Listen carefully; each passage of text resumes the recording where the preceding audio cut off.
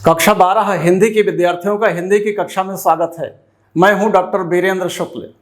आज हम पढ़ेंगे पाठ्यक्रम सामान्य हिंदी का। जैसा कि आप जानते हैं कि आर्ट साइड के विद्यार्थी साहित्यिक हिंदी पढ़ते हैं और साइंस और कॉमर्स के विद्यार्थी सामान्यतया सामान्य हिंदी पढ़ते हैं। वैसे सामान्य हिंदी कोई भी पढ़ सकता है। तो चलिए आज हम सामान्य हिंदी का पाठ्यक्रम देखते हैं। प्रिय विद्यार्थियों, अगर आपने पाठ्यक्रम पर गौर कर लिया तो आपको 90 नंबर लेने से कोई नहीं रोक सकता, लेकिन अगर आपने पाठ्यक्रम को हल्के में लिया तो आपके नंबर कम होते जाएंगे। चलिए हम बिंदुवार आपके पाठ्यक्रम को आपके सम्मुख रखेंगे, उसकी विशेषताएं बताएंगे और वो कितने अंक का कौन सा टॉपिक आता है ये भी बताएंगे। आइए हम पढ़ते हैं सामान्य हिंदी कक्षा 12। ये आपका प्रश्न पत्र 2 खंडों में बटा हुआ है, खंड क और खंड ख। 2 खंडों में बटा हुआ है सामान्य हिंदी का पूरा पेपर, और एक पेपर आएगा 100 नंबर का आएगा। अब आप देखें कि इसमें गद्य, पद्य, खंड काव्य और कहानी, ये सारी चीजें आपसे पूछी जाएंगी। गद्य, पद्य, खंड काव्य और कहानी, ये सारी चीजें आपसे पूछी जाएंगी। और संस्कृत गद्य पद्य भी होगा, निबंध भी होगा, काव्य सौंदर्य के तत्व होंगे, संस्कृत के गद्यांश पद्यांश होंगे। अब देखिए आपका पूरा पाठ्यक्रम 2 खंडों में विभक्त है, खंड क और खंड ख। खंड क भी 50 नंबर का है, खंड ख भी 50 नंबर का है। खंड क में आपसे क्या पूछा जाएगा? पहला प्रश्न होगा नंबर 1, हिंदी गद्य साहित्य का इतिहास। हिंदी गद्य साहित्य का इतिहास ये आपकी हिंदी गद्य की भूमिका में मिलेगा। आपके हिंदी की जो पाठ्यपुस्तक है उसकी भूमिका खोलिए, उसमें आपको हिंदी गद्य साहित्य का इतिहास मिल जाएगा। उसी भूमिका से 5 प्रश्न पूछे जाएंगे, एक एक नंबर के होंगे। ये 5 प्रश्न होंगे। ये प्रश्न बहुत मुश्किल से हल हो पाते हैं, याद रखिएगा, क्योंकि आप भूमिका पढ़ते नहीं हैं। दूसरा प्रश्न आएगा हिंदी काव्य साहित्य का इतिहास या विकास, मतलब कविता का विकास कैसे हुआ, गद्य का विकास कैसे हुआ, कविता का विकास कैसे हुआ। और कविता के विकास के विभिन्न काल हैं, उन कालों पर आधारित 5 प्रश्न पूछे जाएंगे। एक एक प्रश्न का होगा 1 और 5 प्रश्न 5 नंबर के आएंगे। इन्हें आप काव्य की भूमिका से पढ़िएगा, और अगर गद्य और काव्य की भूमिका से नहीं पढ़ पा रहे हैं तो मेरा वीडियो पढ़ लीजिएगा। मैंने बहुत ही सरल शब्दों में, बहुत कायदे से वही चीजें बताई हैं जो परीक्षा में अधिकतर आने वाली हैं। आगे बढ़ते हैं। तीसरा प्रश्न होगा पाठ्यक्रम में निर्धारित गद्यांशों पर आधारित 5 प्रश्न। अब 2 गद्यांश पूछे जाएंगे, गद्य खंड से 2 गद्य अंश पूछे जाएंगे। एक का उत्तर आपको देना होगा। आप गद्यांश पढ़िए और नीचे 5 प्रश्न दिए गए हैं, उन 5 प्रश्नों का उत्तर उसी गद्यांश में छिपा हुआ है, गद्यांश से छांट कर लिख दीजिए। ये एक प्रश्न 2 नंबर का है, 10 नंबर का है, बहुत महत्वपूर्ण है। आपने लिख दिया तो 10 के 10 मिलेंगे। प्रश्न नंबर 4 है निर्धारित काव्य पर, काव्यांशों पर आधारित 5 प्रश्न। 2 कविताएं आएंगी अथवा करके, एक कविता के 5 प्रश्नों के उत्तर आपको देने होंगे। पहले कविता की व्याख्या पूछी जाती थी, अब कविता आएगी, उस पर आधारित 5 प्रश्न आएंगे। याद रखिएगा, अगर आपको कविता की व्याख्या नहीं आती है तो प्रश्नों के उत्तर नहीं दिए जा सकते, इसलिए सारी कविताओं की व्याख्या गौर से देख लीजिएगा। और ये भी 10 नंबर के होंगे 5 प्रश्न, और 10 में 10 एक कटते नहीं है, पूरे के पूरे नंबर मिल जाते हैं। अगला प्रश्न नंबर 5, पाठ्यक्रम में निर्धारित लेखकों का साहित्यिक परिचय। एक लेखक का साहित्यिक परिचय आएगा, 3 होंगे जिसमें से एक लेखक का साहित्यिक परिचय आएगा, और ये 5 नंबर का होगा। जीवन परिचय और साहित्यिक परिचय एक ही चीज है। आप हेडिंग डालोगे जीवन परिचय, फिर उसके जीवन के बारे में लिखोगे लेखक के, फिर साहित्यिक परिचय डालोगे, उन्होंने साहित्य के क्षेत्र में क्या क्या काम किया, और फिर रचनाएं डालोगे। मतलब 3 हेडिंग होगी जीवन परिचय में, जीवन परिचय, साहित्यिक परिचय और रचनाएं, तब जाके पूरा होगा। वो 1 पेज में लिख देना है बस, 1 पेज से ज्यादा लिखोगे तो आपका पेपर पूरा नहीं होगा। प्रश्न नंबर 5 का ख, निर्धारित कवियों का साहित्यिक परिचय। अब गद्यांश से गद्य लेखकों का जीवन परिचय आएगा, और कविता से कवियों का साहित्यिक परिचय आएगा, यह भी 5 नंबर का होगा। अब देखिए प्रश्न नंबर 6, एक कहानी पूछी जाएगी। कहानी का सारांश और उद्देश्य पर आधारित प्रश्न पूछे जाएंगे। मतलब कहानी का सारांश, कहानी की समरी और उसके उद्देश्य पर आधारित प्रश्न पूछे जाएंगे। तो 1 पेज में आपको लिख देना है, 5 नंबर का है, 4 नंबर आपके कहीं नहीं गए। प्रश्न नंबर 7, पाठ्यक्रम में निर्धारित खंड काव्य की कथा वस्तु और उसके प्रमुख पात्रों का चरित्र चित्रण। शब्द सीमा अधिकतम 80। अब आप देखिए कि एक खंड काव्य होगा आपके कोर्स में, और ये खंड काव्य जिले और मंडल वाइज पढ़ाए जाते हैं। जैसे उत्तर प्रदेश में 85 जिले हैं, 18 मंडल हैं। तो आप अपने टीचर से और अपने सिलेबस में देख लीजिएगा कि आप किस मंडल के निवासी हैं और कौन सा खंड काव्य पढ़ाया जा रहा है। उसी खंड काव्य के प्रश्नों के उत्तर देने हैं। किसी और का आपने दे दिया तो अंक नहीं मिलेंगे, ये भी 5 अंकों का होता है। और एक पेज में आपने लिख दिया तो 4 नंबर आपको मिल जाएंगे। इस तरह 50 नंबर पूरे हो गए। अब हम आते हैं खंड ख पर। खंड ख ये भी 50 नंबर का है पूरे पूरे, और 50 नंबर में आपको नंबर लेने हैं जितने ज़्यादा से ज़्यादा। अब होगा क्या, संस्कृत गद्य खंड।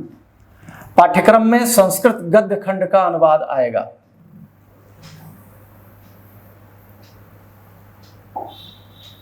आप देखिए कि प्रश्न नंबर 8वां जो है, ये 8वां प्रश्न नंबर 8 आएगा, ये गद्य खंड से आएगा। तो निर्धारित 8 2 भागों में बटा है, का में और खा में। का में क्या है, संस्कृत गद्य का संदर्भ सहित हिंदी में अनुवाद। आपके पास एक संस्कृत खंड है, उसमें गद्यांश का संदर्भ सहित हिंदी में अनुवाद करना है, और 2 नंबर का गद्यांश, 5 नंबर की हिंदी व्याख्या, कुल मिला के 7 नंबर का यह है। तो आपने एक गद्यांश बढ़िया सा तैयार कर लीजिए। कोई 5-6 हैं, उनमें से 3-4 मैं आपको महत्वपूर्ण बता दूंगा। 7 के 7 नंबर आपको मिलेंगे। प्रश्न नंबर 8 का ख, पाठ्यक्रम में निर्धारित संस्कृत पद्य का। अब एक श्लोक भी पूछा जाएगा, एक गद्यांश पूछा जाएगा, एक श्लोक पूछा जाएगा, और दोनों 7-7 नंबर के आएंगे। एक भी अंक कटेगा नहीं, बशर्ते आपने ठीक से लिख दिया हो। कहानी नहीं लिखनी है, व्याख्या करनी है। आगे बढ़ते हैं। प्रश्न नंबर 9 2 भागों में बटा है, लोकोक्तियां और मुहावरे, इनका वाक्य प्रयोग। ये भी 2 नंबर का है, 2 नंबर का है लोकोक्तियां वाक्य प्रयोग। अब प्रश्न नंबर 10 में आ जाते हैं। 10 बटा है क और ख में। क में है संधि, हम व्याकरण में आ गए। संधियों में आपको दीर्घ, गुण, यण, अयाद में से कोई 3 संधियां पढ़नी है, 3 नंबर का आ जाएगा। और संधि विच्छेद ही पढ़ना है, बस बहुत आसान है संधि विच्छेद। फिर संस्कृत शब्दों में विभक्तियों की पहचान, संज्ञा शब्द, सर्वनाम शब्द। इन 2 शब्दों में संस्कृत विभक्तियों की पहचान है। ये भी 2 अंक का है, बहुत आसान है, बड़े आराम से आप कर सकते हो। अगला देखिए प्रश्न नंबर 11, ये क, ख, ग, घ 4 भागों में बटा है। क है शब्दों में सूक्ष्म अंतर, खा है अनेकार्थी शब्द, गा है अनेक शब्दों के लिए एक शब्द, और घा है वाक्यों में त्रुटियों की पहचान। शब्दों में सूक्ष्म अंतर मतलब पुरुष परुष 2 शब्द दिए हुए हैं, और दोनों में बहुत सूक्ष्म अंतर है, दोनों में सूक्ष्म अंतर है।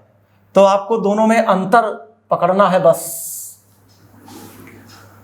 ऐसे ही अनेकार्थी शब्द है, मतलब एक शब्द है उसके अनेक अर्थ लिखने। जैसे अंबर, अंबर का मतलब वस्त्र भी होता है, अंबर का मतलब आसमान भी होता है। 2-2 नंबर के पूछे जाएंगे।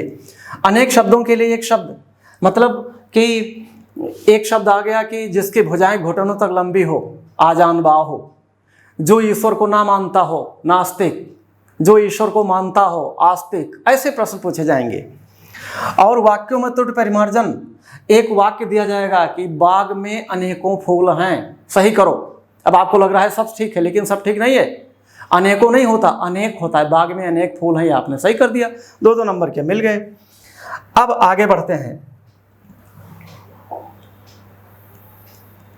प्रश्न नंबर हमने 11 देख लिया, अब 12वां देखना है हमें।